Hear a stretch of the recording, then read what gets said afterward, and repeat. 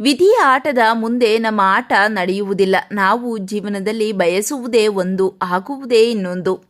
ಇದೇ ರೀತಿ ಸಾವಿರಾರು ಕನಸು ಕಟ್ಟಿಕೊಂಡಿದ್ದ ನಟ ದಿಲೀಪ್ ರಾಜ್ ಅವರು ಎಲ್ಲರನ್ನ ಬಿಟ್ಟು ಅಗಲಿದ್ದಾರೆ.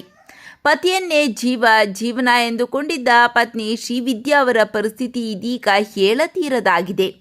ಪತಿಯ ಫೋಟೋ ಮುಂದೆ ಕುಳಿತುಕೊಂಡು ದಿನವಿಡೀ ಕಣ್ಣೀರು ಹಾಕುತ್ತಿದ್ದಾರೆ.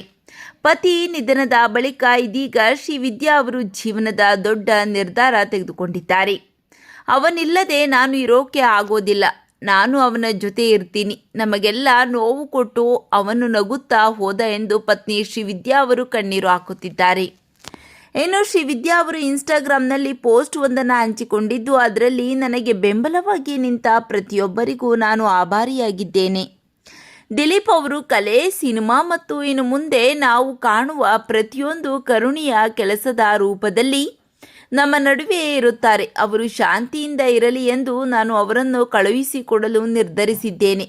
ಆದರೆ ಒಂದು ವಿಷಯವಂತೂ ಖಚಿತ, ಅವರನ್ನು ಮತ್ತೆ ನೋಡುವವರೆಗೂ ನನ್ನ ಆತ್ಮಕ್ಕೆ ಶಾಂತಿ ಸಿಗಲಾರದು ಎಂದು ಶ್ರೀವಿದ್ಯಾ ರಾಜ್ ಪೋಸ್ಟ್ ಹಂಚಿಕೊಂಡಿದ್ದಾರೆ. ಇನ್ನು ದಿಲೀಪ್ ಅವರ ಆಸೆಯಂತೆ ಮಕ್ಕಳ ಮದುವೆ ಮಾಡಿ ಅವರ ಭವಿಷ್ಯ ರೂಪಿಸುವುದಾಗಿ, ಮುಂದಿನ ಹೊಸ ಜೀವನಕ್ಕೆ ಹೆಜ್ಜೆ ಇಡುವುದಾಗಿ ಹೇಳಿದ್ದಾರೆ. ಶ್ರೀವಿದ್ಯಾ ಅವರ ಮಾತಿನ ಬಗ್ಗೆ ನಿಮ್ಮ ಅನಿಸಿಕೆಗಳನ್ನು ಕಾಮೆಂಟ್ ಮಾಡಿ ತಿಳಿಸಿ.